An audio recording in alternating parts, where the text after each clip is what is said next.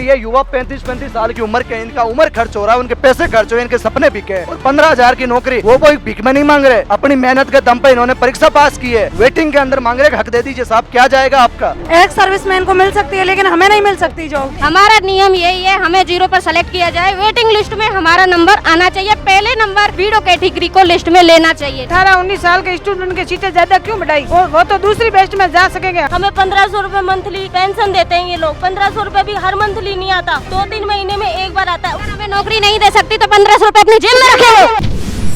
जयपुर के शहीद स्मारक पर आज राज्य से कई लोग यहां पर एकजुट हुए हैं और ये वही अभ्यर्थी है जिन्होंने चतुर्थी श्रेणी एग्ज़ाम दिया था, परीक्षा दी थी और इनकी ये मांगे हैं कि 1 साल का वेटिंग नियम जो है वो लागू किया जाए। पहले भी ये यहाँ पर धरना दे चुके हैं, अब देखना ये होगा कि उस समय क्या आश्वासन दिए गए थे और क्या कुछ इनकी मांगे हैं जिनको लेकर आज ये यहाँ आए हैं। दूर दराज से लोग यहाँ पर पहुँचे हैं क्योंकि एक तरफ जो सरकार बातें करती है रोज़गार की, तो दूसरी तरफ बड़ी संख्या में बेरोज़गार युवा यहाँ पर मौजूद है और इनके समर्थन में आज हनुमान बेनीवाल भी यहाँ पर आने वाले हैं। उनके नेतृत्व में ये धरना प्रदर्शन किया गया है, तो इसका दूसरा रुख क्या होने वाला है ये भी हम जानेंगे और क्या कुछ पूरी मांगे हैं तो वो भी युवाओं से सुनेंगे। युवा लंबे समय से अपनी मांगों को लेकर पहले भी यहाँ पर धरना दे चुके हैं और आज हनुमान बेनीवाल भी यहाँ पर आने वाले हैं। सबसे पहले तो ये बताइए कि 1 साल का वेटिंग नियम अगर लागू कर दिया जाता है तो कितने विद्यार्थियों को और कितने युवाओं को इसका फ़ायदा होगा? देखिए कि हजारों घरों के अंदर रोशनी आएगी और कम से कम ये है कि 20 से 25 हज़ार युवाओं का भविष्य संवरेगा और उन्हें उनकी मेहनत का हक उन्हें मिलेगा। ये मामला ऐसा है मैडम कि गवर्नमेंट ने बजट सेशन में ये कहा था कि प्रक्रियाधीन भर्तियों के अंदर जो है हम प्रतीक्षा सूची को लेकर एक नियम लागू करेंगे। उसके बाद में 4 जून को कार्मिक विभाग ने एक लेटर भी जारी किया और उसमें ये कहा कि जो भी 1 साल के अंदर अंदर जो प्रक्रियाधीन भर्तियां हैं उसमें जो है अगर कोई पद छोड़ देता है या पद मुक्ति हो जाता है या पद खाली रह जाता है तो हम उसमें जो है एक वेटिंग लिस्ट निकाल के उन पदों को भरने का काम करेंगे। लेकिन बड़ी विडंबना की बात है और बड़ा दुर्भाग्य है कि राजस्थान में एक सबसे बड़ी भर्ती चतुर्थ श्रेणी की भर्ती हुई, जो राजस्थान की सबसे लो कैटेगरी की भर्ती कह सकते हैं, सफाई कर्मचारी की भर्ती है। और उसमें कहते हैं ना कि राजस्थान में अगर कोई युवा के पीछे अगर सरकारी नौकरी का टैग लगाए, भले ही वो चतुर्थ श्रेणी हो या भले ही वो RS अधिकारी हो, उसको बड़ा ही माना जाता है कि गवर्नमेंट जॉब है। और ऐसे युवा है और बेरोजगारी का संकट आप देख रहे हो कि किस हालात से ये राजस्थान गुजर रहा है। पहले पेपर लीक, फिर OMR लीक और उसके बाद में ये इतनी बड़ी गड़बड़ियाँ, वेटिंग रूल नहीं निकाल रहे। अब युवा ये कह रहे हैं कि 15 से 20 हज़ार जो सीटें जो वीकेंड हो रही है 4th ग्रेड के अंदर, जो 4th ग्रेड में लग गया वो कोई पुलिस में जा रहा है 4th ग्रेड छोड़ के, कोई पटवार में जा रहा है, वीडियो में जा रहा है, अन्य भर्तियों में, उसकी वजह से जब सरकार ने इसकी घोषणा कर दी थी और कहा गया था कि प्रक्रियाधीन भर्तियों में ये नियम लागू किया जाएगा, तो चतुर्थी श्रेणी में ये नियम क्यों लागू नहीं हो रहा है? ये सरकार की हरदर्मिता है। सरकार ऐसी चाह रही है कि हम अभी लागू नहीं करेंगे क्योंकि अभी लागू करेंगे तो 28 में लोग भूल जाएंगे। 28 में वापस हमें सत्ता में भी तो आना है, इन युवाओं को वोट भी तो लेना है, इनको जुमले भी तो देने हैं, इनको बरगलाने भी तो हैं, इनको रिलीजन के नाम पे, क्योंकि इनके पता है अब युवा समझदार हो गए, पढ़े लिखे हो गए, वो रिलीजन के नाम पे तो भटकने वाले नहीं है। हिंदू मुसलमान के नाम से वोट अब डालेंगे नहीं और मंदिर मस्जिद की बात करेंगे तो भी वो समझ गए। अब उन्हें ये कहेंगे कि देखिए कि हमने 2025-26 में इतनी वैकेंसी कराई चतुर्थ श्रेणी की, उसमें भी वो बड़े होर्डिंग लगाएंगे कि 54,000 ही कराई, भले 54,000 20,000 खाली गई। फिर 27 में कहेगी कि अब हमने 25,000 की चतुर्थ श्रेणी और निकाल। अब उन्हें कौन समझाए कि ये युवा 35-35 साल की उम्र के, इनका उम्र खर्च हो रहा है, उनके पैसे खर्च हो रहे, इनके सपने बिके हैं साहब, इनके आंखों के चश्मों के नंबर बढ़ गए, इनके बाल सफ़ेद हो गए। कौन कहेगा इनके बाल बच्चे हो गए 10-10 15-15 साल के और 15,000 की नौकरी वो कोई भीख में नहीं मांग रहे, अपनी मेहनत के दम पे इन्होंने परीक्षा पास की है, वेटिंग के अंदर मांग रहे। हक दे दीजिए साहब, क्या जाएगा आपका? 2028 की वोट की आप बात कर रहे हैं, अगर इस समय ये नियम लागू नहीं किया जाएगा तो क्या लगता है यही युवा जो है वो 2028 में वोट देगा? 28 आने नहीं देंगे, 26 में पटकने देंगे, धूल चटाएंगे बीजेपी के नेताओं को नगरीय निकाय और पंचायती राज में, क्योंकि ये वो युवा है जो जब इनके सबर का पहाड़ टूट जाता है ना तब ये बड़े बड़ों को पटकनी दे देते हैं। बीजेपी के नेताओं को एयर कंडीशनर कमरों से बाहर निकलने नहीं छोड़ेंगे, गांव में घुसने नहीं देंगे। पूछ लेना एक को भी अगर ये कहेंगे, ये एक ही कह रहे हैं कि जो हमारे साथ है हम उसके साथ पूरी मजबूती से लगेंगे और अगर जो हमारे वेटिंग रूल को लागू कराने में हमारा साथ देगा उनके साथ हम प्रचार में भी जाएंगे, मैदान में भी जाएंगे, कहेंगे गांव गांव जाके कहेंगे कि युवा विरोधी भाजपा है, इसको कोई वोट नहीं देगा, ये केवल इनसे कोई सवाल करता है तो एंटी नेशनल। इनकी तारीफ कर दो तो देश प्रेमी हो गए। वारे वाह, दोहरी चरित्र के नेताओं। लेकिन सरकार का तो ये कहना है कि बेरोजगारी को दूर करने के लिए कई कदम उठाए जा रहे हैं। पीछे रोजगार मेला भी लगाया गया था भाजपा की ओर से। मेलों में झुंझुना दिया है ना इनको। मैं मोदी जी आए बाड़मेर में, वहाँ क्या दिया था पता है आपको? मैं बताऊं, इनको कहा कि हम जो है नौकरियां बांटेंगे और उनको जो है वो मांग पत्र देंगे, शपथ पत्र नौकरियों का। इनको क्या दिया? एक बहुत बड़ा अच्छा सा बैग बनाया, उस पर भाजपा का जो है स्टेटस लगाया और उनके टैगलाइन लिखे और फोटो लगाई। एक समोसा जो मुख्यमंत्री जी का पसंदीदा है वो समोसा दिया, एक लेटर डाला और 5 साल लोगों को मंच पे बुला के और फोटो खिंचा के बेच दिया, क्योंकि रैली में भीड़ करनी थी। ये जो लोग आए ना यहाँ पे, ये कोई किसी पार्टी विशेष के यहाँ पैसों से नहीं आए, ये अपने अपने पैसों से अपने दुख दर्द को लेके चल के आया है। कोई राजस्थान के उत्तरी गंगानगर से आया है, कोई बांसवाड़ा से आया है, कोई जैसलमेर से लेके धौलपुर से आया है, वो चल के आए। ये विधवा महिलाएं हैं, इनको देख के मेरे सर दिल में मैडम आंसू आ रहे हैं कि कोरोना महामारियों में इनसे भगवान ने इनके पति छीने हैं। और आज ये ऐसी सरकार इन महिलाओं की वोट की ताकत से बनी है, जो सरकार कहती है कि हम महिलाओं का सम्मान करते हैं, हम महिलाओं के अधिकारों के साथ है, इतनी योजनाएं ला रहे, तो इनको मेहनत का हक क्यों नहीं दे रहे बेचारियों को? इनका छोटे छोटे बच्चे हैं, इनका एक झुग्गी झोंपड़ियों का मकान है, ये सफाई के रूप में जो है काम करके 13-14 हज़ार की नौकरी करके अपने बच्चों का भविष्य संवारने के लिए चाहती है। ये उम्मीद करती है कि भगवान ने पति हमसे छीना कोई बात नहीं, लेकिन हमारे बच्चे जो है बड़े बन के हमारे बुढ़ापे में सारे बढ़ेंगे, इनका भविष्य संवारे। और आज इनके आंसू में देख रहा हूँ, मुझे बड़ा दर्द होता है। और इस सरकार में बैठे ऐसे लोगों को थोड़ी बहुत भी तकलीफ नहीं होती, क्योंकि इनकी जो बच्चे हैं वो तो बड़ी बड़ी गाड़ियों में घूमते हैं, बड़े बड़े कॉलेजों में पढ़ते हैं, इनको क्या फर्क पड़ता है? उनको नेता बनाना है आगे। सारे नहीं देख रहे हो कि आप रीले बना के कैसे व्हाइट चौड़े पजाम बैठ के डाल रहे, कोई डिपेंडर में घूम रहा है, कोई नहीं कर रहे। हमारे बड़े बड़े छोरे स्प्लेंडर पे, आज एक बच्चा स्प्लेंडर लेके 400 किलोमीटर से यहाँ आया है, वो मुझे कह रहा था कि जोधपुर से लेके मैं यहाँ जयपुर तक आया हूँ, मेरी बाइक लेके आया हूँ। जैसा कि आप कह रहे हो कि राज्य के दूर दूर से लोग यहाँ पर आए हैं, एकजुट हुए हैं और शहीद स्मारक पर अपनी न्याय की गुहार लगा रहे हैं। क्या लगता है कि इस प्रदर्शन के बाद से आपको एक निष्पक्ष जवाब मिल पाएगा, ठोस जवाब मिल पाएगा? और अगर नहीं मिलता है तो आगे क्या रणनीति रहने वाली है? जवाब मांगने से नहीं मिलता, छीन के लिया जाता है। भगत सिंह और झांसी की रानी लक्ष्मीबाई ने भी बड़ी तानाशाही हुकूमतों के सामने लड़के इस देश को आज़ादी दिलाई है, तब जाके हमें आज इस खुले आसमान के नीचे बैठे हम सब लोग। और हमें संविधान ने ये ताकत दी है कि जब सरकार आपके ऊपर, जब संविधान की हत्या करे, जब लोकतंत्र की हत्या करे और आपके हक अधिकारों का सम्मान नहीं करे और आपके ऊपर तानाशाही रवैया अपनाए और आपको चुप्पी कराया जाए, तब लड़िए, मजबूती के साथ डट के लड़ेंगे। और बहरों को सुनाने के लिए धमाकों की जरूरत होगी, तब हम इंकलाब भी लिखेंगे। और आज तो आज़ादी का पूर्व दिवस 14 अगस्त का दिन है। हमें याद है जब इस देश का आज़ादी का दौर चल रहा था, जब पूरा देश के अंदर पूरी दुनिया में सन्नाटा था, उस समय भारत का तिरंगा फहरा रहा था और हमें हमारे क्रांतिकारियों ने बड़ा जश्न मना के खुशियों से जो है इस देश की आज़ादी में अपना इंकलाब लिखा था। हम हमारे इन छोटे बड़े बहन भाइयों के हकों के लिए, अधिकारों के लिए, इनकी मेहनत के लिए हम भी इंकलाब लिखने यहाँ पे आए। और आप देखोगे अगर शाम तक कुछ मांगे नहीं मानी गई तो हम यहाँ से ऐसे ही नहीं जाने वाले जैसे कांग्रेस वाले और भाजपा वाले जाते हैं। हम यहाँ पे आज़ादी की आप बात कर तिरंगा रहे फहराएंगे हैं और कल 15 अगस्त का दिन है, तो क्या लगता है कि इन युवाओं को अपना हक मिल पाएगा? क्या इन युवाओं को कल न्याय मिल पाएगा? और अगर सरकार की ओर से कोई जवाब नहीं आएगा तो कल आप लोग क्या करेंगे? देखिए, हम कल हमारे वीर सपूत शहीदों को और क्रांतिकारी सेनानियों को याद करेंगे और बड़े दुखी मन से उनको कहेंगे कि किस देश की आज़ादी के लिए आपने बलिदान दिया।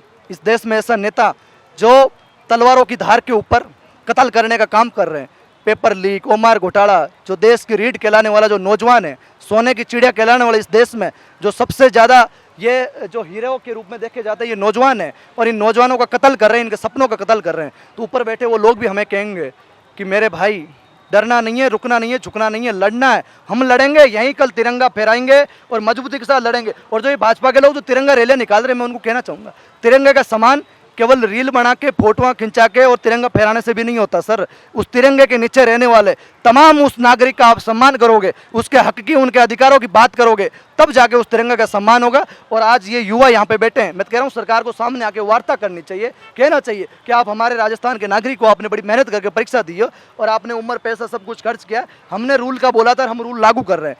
क्या फर्क पड़ रहा है सरकारों को बताइए। लेकिन सरकार, कहते हैं ना, सरकार तो सरकार होती है साहब। कहाँ से आए आप? भरतपुर से, डीग भरतपुर से। क्या इसके पहले भी इस प्रदर्शन में शामिल हुए थे? हो चुके हूँ। पहले भी आप इस प्रदर्शन में शामिल हुए थे, उस समय सरकार की ओर से क्या आश्वासन दिया गया? उस समय तो मैडम देखो, कहने का मतलब ये है कि पहले तो इन्होंने 0-0 पर कट ऑफ दे दी। अब थोड़ा सा उनको उम्मीद जग रही है कि इनका नंबर आ सकता है, तो अब उन्होंने 40 पे पहुंचा दी अपनी गाड़ी। तो अपन का तो कुछ होना ही नहीं है, अपन तो ऐसे ही रहेंगे, अपन तो ऐसे ही रहेंगे। तो हमारा कहने का मतलब तो यही है कि हमें भी, हमारा भी सिलेक्शन 0-0 पर होना चाहिए। चाहे हम 0 में हैं, माइनस में हैं। एक सर्विसमैन को मिल सकती है लेकिन हमें नहीं मिल सकती जॉब। हमारे तो छोटे छोटे बच्चे हैं, वो तो कहीं भी कमा के खा सकते हैं। ऑलरेडी गवर्नमेंट से उनको पेंशन भी मिल रही है। हम कहाँ जाएं, किसके पास जाएं? पियर वाले बोलते हैं शादी कर दी, ससुराल वाले बोलते हैं कहीं भी जाओ। कहाँ जाएं? जो ये कह रहे हैं कि तुम कहीं भी जाओ, हम तो बस उनसे ये पूछना चाहते हैं कि कहाँ जाएं, हमें वो जगह दे दें, हम वहीं रह लेंगे। सरकार गौशाला बनाते हैं ना, वैसे विडो महिला का भी बना दो तो आप वहाँ पे बढ़ जाएंगे। कोई गेला ही नहीं है, घर नहीं है, रास्ता नहीं है, कुछ नहीं, कहाँ जाए हम दुखी औरत। एक तरफ सरकार रोजगार की बातें कर रही है, लेकिन यहाँ देख रहे हैं कि बड़ी तादाद में बेरोजगार युवा अपनी हक की लड़ाई लड़ रहे हैं, न्याय की गुहार लगा रहे हैं। तो फिर सरकार इस पर सख्ती से कदम क्यों नहीं उठा रही? क्यों नहीं उठा रही है? ये तो यही तो पूछ रहे हैं, यही पूछ रहे हैं। क्योंकि हमारी ओमआर सीट के साथ में पहले भी छेड़खानी की गई थी और इन्होंने टुकड़ों टुकड़ों में रिजल्ट घोषित किया है। ठीक है, एक बार हमें 0 के सपने दिखा के फिर बाद में हमारी हाईएस्ट 56 पे पहुंचा दी गई है। तो जिस में लेडीज के 3-4 नंबर है, वो 56 नंबर कहाँ से पहुंचेगी? कहाँ से नंबर आएगा उस लेडीज का? ये एक्स सर्विसमैन को माइनस में ले रहे हैं, क्योंकि एक्स सर्विसमैन को जबकि है ना पेंशन भी मिल रही है, उसका काम भी चल रहा है, सब कुछ चल रहा है। हम जैसी विडो महिला अपने बच्चों को लेके कहाँ जाएंगे? हमें 1500 रुपए मंथली पेंशन देते हैं ये लोग। 1500 रुपए भी हर मंथली नहीं आता, 2-3 महीने में एक बार आता है। उससे क्या हमारा गुजारा हो जाएगा क्या? आप बताइए। आप हम बहुत, हमें नौकरी नहीं दे सकती तो 1500 रुपए अपनी जेब में रखे वो। हमें नहीं चाहिए वो 1000 रुपये 1500 रुपये, वो रख लो। हम जैसे ही गुजारा कर रहे हैं वैसे ही करते रहेंगे। सरकार से हम हाथ जोड़ के निवेदन यही कर रहे हैं कि आप 1000 रुपये दे के हमारे घर का गुजारा कर रहे हो, वो 1000 रुपये आप रख लो। हमें नहीं चाहिए वो 1000 रुपये। इससे अच्छा है कि हम होगा तो पहले महिला विडो को हमें जो 0-33 पे पास करके वापस 56 रुपये कट ऑफ ले जाके खड़ा कर दिया है, इसका हमें जवाब चाहिए। सरकार नौकरियां दे सकती है, ले भी सकती है, सब कर सकती है। सरकार चाहे जो कर सकती है। जो आलोक राज जी ने हमें, जब हम आलोक राज जी से मंडे को मिलने गए तो उन्होंने ये बोला कि नेताओं को बोलो। कौन से नेता को बोलना है वो भी हमें बता दे। भजन लाल जी से हम मुख्यमंत्री से यही निवेदन कर रहे हैं, प्लीज़ हाथ जोड़ के हम ये निवेदन कर रहे हैं, बताओ हम कौन से नेता के पास जाके ये गुहार लगाए कि हमें नौकरी चाहिए। हम विडो महिलाएं दर दर भटक रही है, ये भटकने का भी इन्होंने ऐसा आश्वासन दिलाया ही क्यों? जो 0-33 पे हमें पास किया ही क्यों? हम इसका जवाब मांगती हैं। और अगर आपने 0-33 पे पास किया है तो हमें नौकरी दो। क्यों किया ये हमारे साथ इतना अन्याय और विश्वासघात? अगर 1 साल का वेटिंग नियम लागू नहीं किया जाता है तो आगे आप लोग क्या करेंगे? हम आत्महत्या करके मर जाएंगे, टेंशन फ्री हो जाएगी भजन लाल सरकार की। हमारे बच्चे भजन लाल जी आलोक राज जी को बोलेंगे आप यहाँ ही रख लो। हम उनके हमारे पास में कोई ऑप्शन नहीं है। हमने इतना पैसा लेके, कर्जा लेके हम अपने यहाँ पे आए हुए, आज भी आए, पहले भी आए, कितनी बार आए, किससे कितनी बार पैसा लेके आए, कहाँ से लाए हम लोग पैसा? हमारा नियम यही है, हमें 0 पर सेलेक्ट किया जाए, वेटिंग लिस्ट में हमारा नंबर आना चाहिए, पहले नंबर विडो कैटेगरी को लिस्ट में लेना चाहिए। नहीं तो हमें क्यों सपना दिखाया? हमारी क्या गलती थी? हमने तो कोई ऑप्शन नहीं किया था। इस चीज को लेके मैं भजन लाल सरकार के सामने हाथ जोड़ती हूँ, पहले नंबर विडो कैटेगरी को प्राथमिकता दी जाए। कितनी परेशानियां खड़ी हो रही है ये नियम ना लागू होने की वजह से? बहुत सारी परेशानी हो रही है। घर वाले भी बार बार बोलते हैं ऐसा क्यों भाग जा रहे हो भाई, कहाँ से लेके आए हम पैसा? घर वाले भी घर से नहीं निकलने देते, ससुराल वालों ने घर से निकाल दिए। जाए तो जाए कहाँ? गौशाला बना दो विडो कैटेगरी के लिए, उसमें बेड़ी हो जाएंगे, वहाँ चारा डाल देना, वहाँ पे जाके हो जाएगा सारा काम। वैसे भी हम बेघर हैं। और तो देखिए, ये थी महिलाओं की आवाज़ जो लगातार अपने न्याय की गुहार लगा रही है। कुछ महिलाएं ऐसी भी है जो विडो है और उसके बाद अपने रोजगार के लिए आज शहीद स्मारक पर ही अपनी आवाज़ उठा रहे हैं। क्या लगता है अगर ये नियम नहीं लागू किया जाएगा तो कितना असर, कितना प्रभाव पड़ेगा? आलोक राज जी बोल रहे हैं कि सीटें कम है, तो सरकार को पता थी कि जनसंख्या विडो की बढ़ी हुई है तो सीटें कम क्यों रखी? हम दुखी है क्यों? विधवा विकलांग ये नौकरी तो इनकी थी, इनको ही मिलनी चाहिए। तो ये 18-19 साल के स्टूडेंट की सीटें ज़्यादा क्यों बढ़ाई? वो तो दूसरी बेस्ट में जा सकेंगे। हमारी उम्र है, अब तो ये हमें बहुत मुसीबत से पेपर दिए, हमारी उम्र नहीं है। अब हमारे तो हस्बैंड को रो रो के हमारी आंखें चली गई है। हम कैसे पढ़ाई करते हैं? नियम ना लागू करने का सबसे बड़ा कारण आप क्या मानते हैं? हमारे यही है बस, हमारे न्याय दिलाओ और वीडियो कटी करो बस। सरकार ये नियम लागू नहीं कर रही है तो इसके पीछे आपको क्या वजह लग रही है? आपकी क्या वजह लग रही है? बस हमारी ये वजह ये है कि हमें अपनी नौकरी दे रहे हो, रोजगार मेला ये 16 तारीख को नहीं लगना चाहिए। पहले हमारी नौकरी लगेगी, उसके बाद में उनको नियुक्ति देनी है। बस अन्याय मत करो, सरकार को बोलो हमारे साथ। डीवी क्यों करवाई थी? इतने लोगों को पास करके डीवी करवा ली। सब लोगों के कितने खर्चा है, सबने उधार लिए, कर्जा लिए, वो क्या रहे तो क्या करे? क्या करे? सरकार को ये वो सोचना चाहिए था, ये पहले बताना चाहिए था कि डीवी खाली ऐसे करवाई है हमने और हम नौकरी नहीं देंगे। फिर नौकरी हमें देने की आस बंधा के फिर हमें 0 कट ऑफ से सीधे 56 ले गए। ये छोटे छोटे बच्चे हैं, इनको भी साथ लेकर घूम रहे हैं। घर में कोई नहीं, छोटे छोटे बच्चे हैं, इनको साथ लेकर घूम रहे हैं। तो कैसे करें, कहाँ जाएं, किसके पास जाएं? इनकी भी पढ़ाई खराब हो रही है, ना इनको पढ़ा सकते हैं, ना लिखा सकते हैं, ना कुछ कर सकते हैं। एक सरकारी नौकरी और उसके बाद देखिए इन लोगों की सालों की मेहनत और उसके बाद भी अगर वो नौकरी नहीं मिल पा रही है तो आज न्याय की गुहार लगाने के लिए महिलाओं को भी सड़क पर उतरकर अपना न्याय, अपना हक लेने के लिए वो यहाँ पर अपने न्याय की गुहार लगा रही है। और देखिए इसके बाद सरकार का क्या रवैया रहेगा ये भी एक देखने वाली बात होगी। कहाँ से आई हैं आप? मैं जयपुर ब्राउन गेट झोटवाड़ा से आई हूँ। क्या हमारा जीने का कोई हक नहीं है? हम क्या विधवा हैं इसलिए हमें सरकार भी पीछे छोड़ रही है? हमें भी तो जीने का हक है, हमें भी तो बच्चे पालने का हक है। ये कहाँ का नियम है कि आप जब 0 पे हमें सपने दिखा कर हमारा सपना तोड़ दिया? ये तो कोई अधिकार नहीं है। मतलब जो नारी जो है, विधवा लेडीज, सबको अपना हक मिले, हमें भी जीने का हक है। ऐसा थोड़ी ना कि हमारा पति चल गया तो हमारा सपोर्ट कोई नहीं करेगा। आपको सपोर्ट करना पड़ेगा सरकार को और हमें नौकरी देना पड़ेगा, वरना हमें सपने ही नहीं दिखाते। एक तरफ तो सरकार बोलती है बेटी बचाओ बेटी पढ़ाओ, तो ये कहाँ का इंसाफ है? मैम अगर हमें ये नौकरी नहीं मिली तो आगे भविष्य में भी हम विडो महिलाओं को नौकरी नहीं मिल पाएगी, क्योंकि इन लोगों ने सीटी जारी की है जिसमें 40% अंक मांगे हैं। ठीक है, और वो अब एक बात बताओ, जब विडो महिला पढ़ाई करेगी या कमाएगी, क्या करेगी आगे चल के? हमें उम्मीद नहीं लग रही कि हम विडो महिलाएं कभी सर्विस भी लगेंगी, इसलिए हमें न्याय दिलाइए। एक तरफ सरकार बातें करती है महिला सशक्तिकरण की, महिलाओं को आगे बढ़ाने की और महिलाओं को हर जगह देने की ताकि महिलाएं आगे बढ़ पाए, लेकिन आज यही महिलाएं हैं जो पूछ रही है कि आखिरकार हमें सरकार ने सपने क्यों दिखाए, क्यों सरकार हमारे लिए ये नियम लागू नहीं कर रही है। और देखिए ये जो तमाम महिलाएं हैं ये अपने न्याय का जवाब सरकार से चाहती है।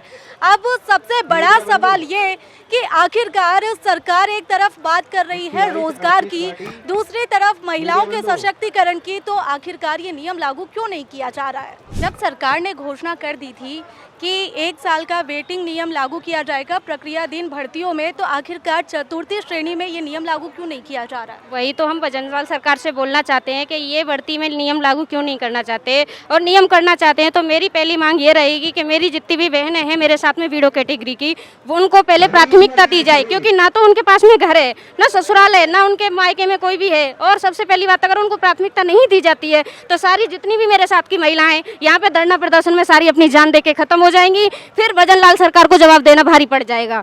और ये चीज़ मैं मानती हूँ कि उन्होंने अगर आलोक राज जी ने इन्होंने 0.033 पे मेरिट निकाली थी तो हम लोगों को पैसे क्यों खर्च करवाए डीवी में, और डीवी में पैसा खर्च करवाया तो हमें हमारी जॉब है और हमें हमारा हक चाहिए। हम किसी से भीख मांगने के लिए नहीं आए, हमें हमारा हक दें। और हमें हाथ जोड़ के विनती करती हूँ भजनलाल सरकार से कि मुझे और ये सारी महिलाएं उनका अपने हक के लिए लड़ रही हैं और हमें हमारे हक के लिए लड़ाई के लिए हमें बल बनाएं और हमारी हक की मांग को पूरा किया जाए। सबसे पहले प्राथमिकता हमारी वीडो कैटेगरी महिलाओं को दी जाए, नहीं तो सारी महिलाएं एकजुट होकर अपनी आत्महत्या कर ली जाएगी। तो देखिए ये थी युवाओं की आवाज़ और कल है स्वतंत्रता दिवस। अब देखना ये होगा कि ये प्रदर्शन अगला कौन सा मोड़ लेगी और सरकार का क्या रवैया इस पर रहने वाला है। क्या युवा जो अपने न्याय की गुहार शहीद स्मारक पर लगा रहे हैं उनके लिए एक सकारात्मक जवाब सरकार की ओर से आएगा, या फिर ये युवा सड़कों पर उतरकर उग्र प्रदर्शन करेगा। कैमरा पर्सन राजकुमार सैनी के साथ मैं खुशी शेखावत, केबीपी टाइम्स।